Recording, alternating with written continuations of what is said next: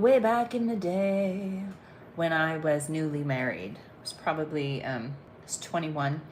I worked at a toy store where hands-on play was not only encouraged, it was part of the job. I was actually a certified toyologist going through training and all kinds of stuff. Yes, the purpose was to be able to sell toys. However, it was to be able to educate our customers not only on the fun value of a toy, but the educational value. This Christmas, my husband and I did the holidays different, and we decided that we would not be doing gift exchanging this year. But we found ourselves in a mall that had a Lego store with 3 of our sons. Now, we had this much chance of getting out of that mall without buying a Lego. There was just no way. We have 5 sons. When I worked at the toy store, one of my favorite things was to be able to assemble Legos, and I'm going to show you this set in a minute, but one of my favorite things was I used to get paid to put these Legos together, and how cool was that to be able to actually sit there and build Legos. When my oldest son got to be about 8, I got replaced. I no longer got to be the one to build the Lego sets anymore. And I still to this day just sit there on the fence, just look over and go, oh, it looks like so much fun. So here we are in the Lego store. My husband gives the boys a budget, which is like 1,490 times what I would give them. Because it's always better if there's a balance between the two of you, right? So in some languages you would say I have the squeaky elbow, like I'm really cheap, and my husband that's his love language. Gift giving is his love language. So the boys walk out of Lego with Rivendale, and I know you're thinking, holy cow, that is a really expensive Lego. And it is. I think it was $500. It's a lot of money on a toy. But I'm standing in the room for my husband's birthday. A couple years ago, the boys started doing ultimate collector sets. So we're now at the stage where our youngest is 18. So we have 18, 19, almost 22, 25, 30. So our kids are older. And we used to spend $10, $15 on Legos back in the day. And now we're at that stage where the Legos they're an investment. They're not just a toy. So what happened? We're at home for the holidays. We've got 3 of our 5 sons home. And my husband decides, let's bless the boys with an amazing Lego set. I'm trying to get there so that you can see it. Let me turn this way. So the very first thing that the boys do when they get home is they crack open the instruction manuals. There's 3 of them, and they sit there and they have a meeting. How should they divide? Now, my suggestion was, because Lego cheats now. I'm sorry, I'm old school. When we used to get a box like this of Legos, you would dump it and all 6,167 pieces would fall on the table. They don't do that anymore. Lego now they kit the pieces in numbered sets that your kids so they can put them in order. And I just think it's cheating. There were 46 bags inside this Lego. And the manual is not for the faint of heart. Some of these pieces they're 1x1s, so the boys would tell you that's a lot of work. So here we call them the 3 Musketeers. They are our youngest 3. First, they looked. There's 46 bags to this Lego set. Then they look at the manual and they start to think, okay, some of the builds are going to be boring. Some of them are going to be more fun. How do we make sure that everybody gets a cool piece? So they have this big collaborative meeting. And then my kitchen table, which with the leaves in it is 8 feet long, more than 6 feet of it was covered in these Lego bags. And they started to go to work one by one. They decided how many bags they'd get to build. They would set a timer, so they would work for 10 minutes, and then if they were still in the middle of a bag, they would complete the bag. Some of them are super fast and perfectionist. One of them, I think he was born in a pool of molasses. He just moves at the different speed than the others. And this tried his older brothers. This tried some of his brothers, so that they were constantly like, oh, please hurry so that we can get there. The goal was to complete the set before one of them has to fly back home to the other side of the country, which you're going to be able to see that they completed it. As homeschoolers, when I look back at our homeschool career, a lot of our homeschool days were the boys playing with Legos. I didn't interrupt them a lot of times. We still did math and writing and history and science and art and yard work and chores. We did all of that stuff. But the boys did so much Lego time. And I'm going to tell you why. There's 5 main things that you get from playing with Legos. And if I could go back to my younger homeschool self, or if I could speak to you if you're a homeschooler, and I could tell you to invest in one type of thing, I would say invest in Legos. There is so much that your kids and you get out of building a set like this. This is not a starter set. This set says 18 and up, and I would absolutely attest that is a set for older kids. But starting when your kids are really little, you can start them working and building with Legos. The things that you get from putting together a set that is just at your age level, just at your skill level, is that you develop amazing problem solving abilities. Because I remember having every single set that the kids would get when they were younger, we would have this conversation. Mom, a piece is missing. I'm like, no, it's not. I'm like, Mom, a piece is missing. I'm like, no, it's not. It's just hiding in the pile. So they would have to troubleshoot where the piece is hiding in the pile, or how to understand the schematic, the drawing, and make it come to life. So problem solving is huge. Creativity. Some of my kids never really veered from the instruction manuals when they were little, but eventually they all started to branch off. One of the kids was just telling me, he's 20, he was just telling me the other day that he wished that he could reassemble his Lego bin. Over the years, the kids would combine their sets, and then they would cherry pick their favorite pieces, and they had their own customized bins that they could play with, and they knew exactly what they could build, what kind of ships, what kind of fortresses, all kinds of stuff. So creativity is the second thing that you get from Legos. The third thing is patience. I remember my oldest son was about 9 or 10, and he had spent no less than 6 hours putting together, it's not in this room, it's a Lego gunship, a big guy, right? It's hefty. And he walked into the kitchen, I know you can feel it, he walked into the kitchen to say, hey Mom, look, and he stumbled and he dropped the ship and it exploded on the floor. And we all went, and then I said, I promise I'll build it for you when you're sleeping. And he's like, so patience. You learn patience from Legos, because sometimes you'll get deep into a build and you'll realize that you misplaced a very intricate piece that is instrumental in making the set work. So patience. That one of the coolest parts of working with Legos is that your kids develop fine motor skills as they're clicking and pinching the pieces together or breaking them apart because they made a mistake. Fine motor skills, really lacking today. Your kids we all need to work on our fine motor skills, whether it's with stuff like Legos or crocheting or whatnot. So you've got problem solving, creativity, you have patience, fine motor skill development, and of course collaboration when you're working on a big set together. You know, one of my readers was saying there's nothing better than working on a Lego set together as a family.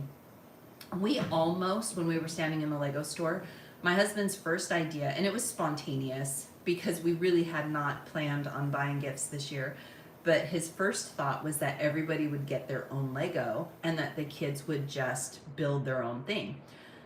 But after standing in the store for a minute, they decided as a crew that they would rather get this massive set and build it together, even though, catch this, they got this massive set, but 2 of them don't live at home. So there's 3 boys. They spent days building this set, but 2 of them have to leave it behind. Because what they got from this was that they got to collaborate together, build this together. And what happened at this table was magic. Because as they're building this 6,000 plus piece, the boys hung out together. They were telling stories. They were laughing.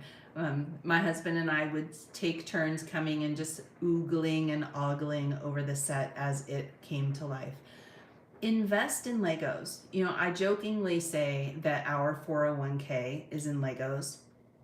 I'm not joking when I say that with 5 sons, one of them being 30, that we have quite an investment in our Lego collection.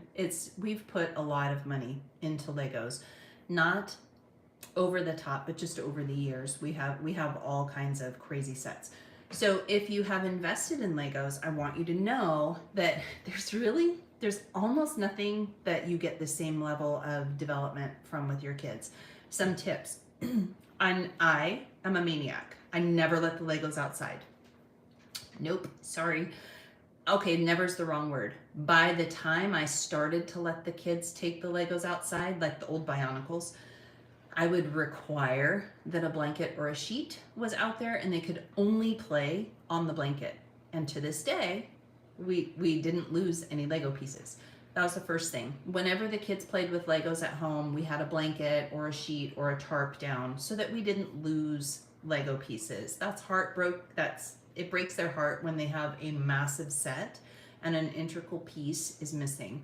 The other thing that I did, especially when the kids were younger, was I safeguarded the manuals. When the kids would build their set, when they were done, I would take the manual and I would file it. We have all of the manuals for all of the sets except one, and my son number 3 actually spent a lot of time talking to Lego to find it was one of those discontinued manuals. So Legos are unbelievable. Okay, I am going to show you Rivendale because I'm jealous is the wrong word. I'm amazed at the detail that Lego put into this set. I have to say, I was a little taken aback by how much it is because it is a $500 set. But when I look back over this last week, the boys worked on this Lego together as a team 4 or 5 days in 2 to 4 hour time slots.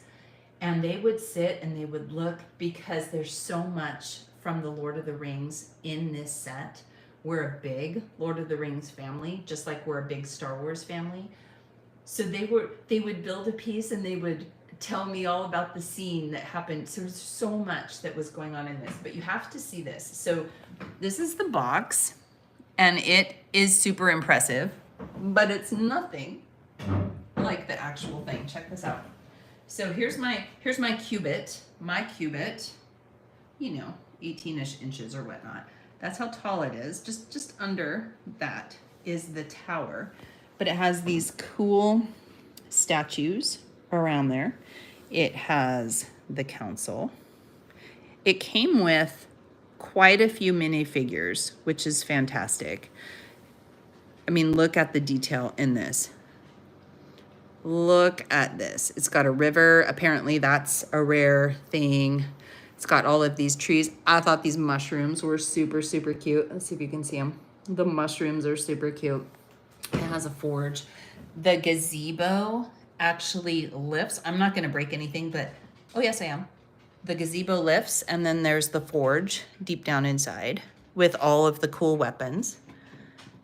The boys aren't home and I'm touching their Lego. Okay, let's go on the back. Look at this top. These are 1 by 1 squares, And this took quite a bit of time to assemble the roof. But I have to show you the floor. Can you imagine the amount of patience it takes to assemble something like this? Holy smokes.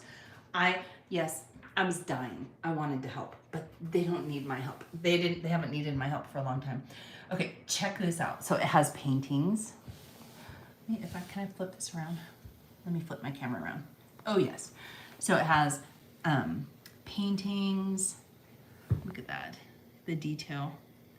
And then it has all kinds of fun little details inside. Look at the floor. These are all 1x1 pieces as well. Isn't this cool?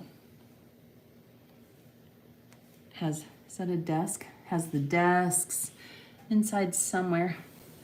There's more stuff. It's just the coolest set, honestly, that I've ever seen. And I've seen so many sets over the years because, again, I used to sell toys. So Legos, what's the biggest set that you have in your house if your kids do play with Legos? If you're a homeschooler, I don't want you to feel guilty about saving up and investing in some bigger sets as your kids get older. There's this tendency when the kids get to be 11, 12, 13 years old, where you start to feel the pressure that they shouldn't play anymore.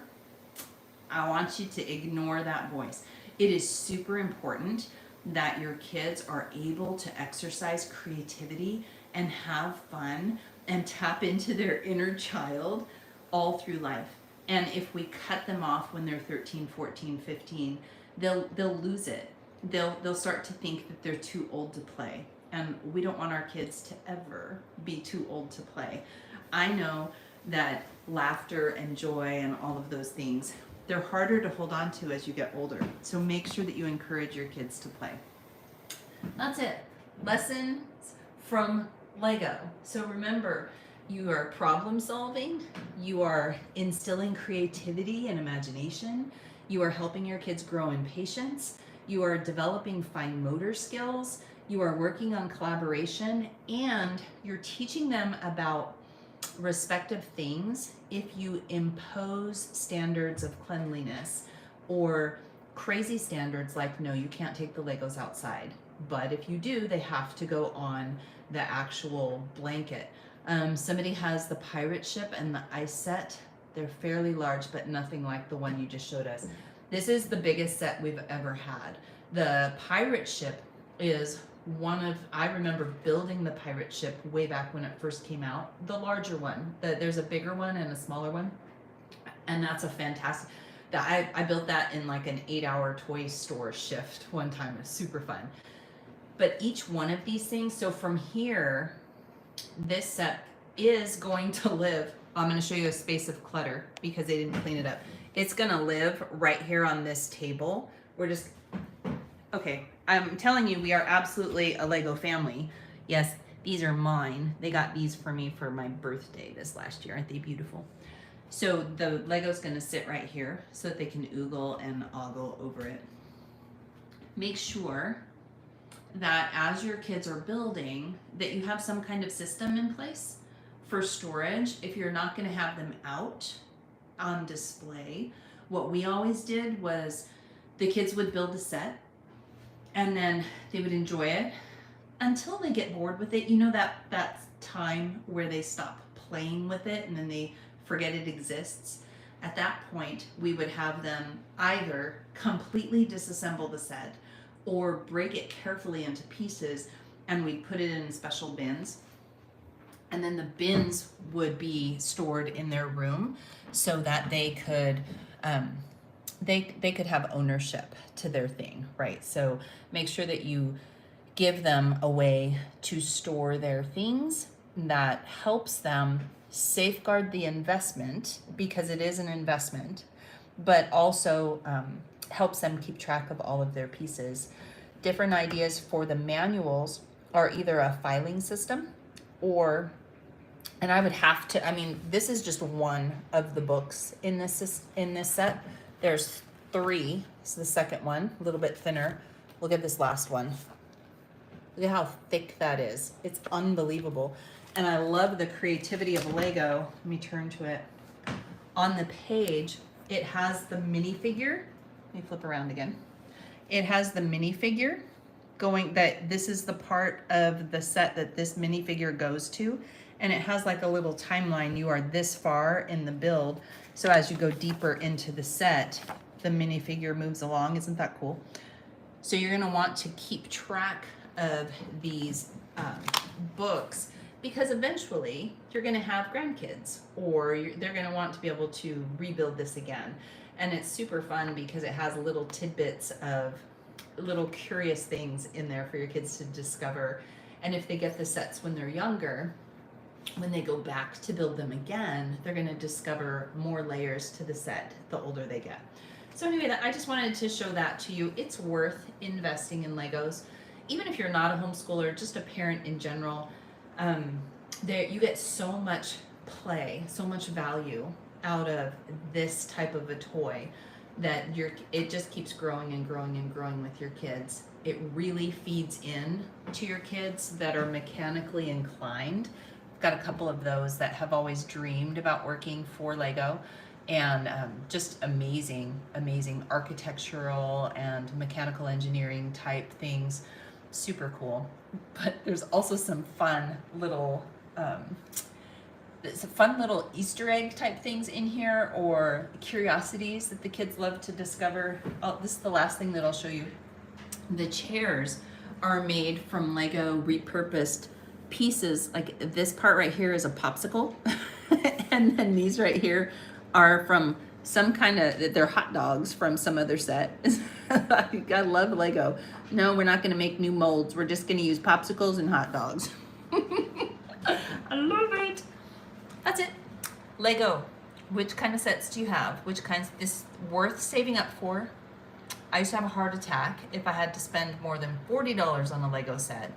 Took me a long time and a lot of boys to be okay with spending $100, $200, $300, $500 on a Lego. It's a lot of money. However, what I witnessed over the last few days and the memories that the kids have, and how deep this one in particular has roots into our family because it's Lord of the Rings and because it was the trio that got to build it. This one is worth every single penny. So anyway, that's it. Hope you guys have a great day, and I'll talk to you soon.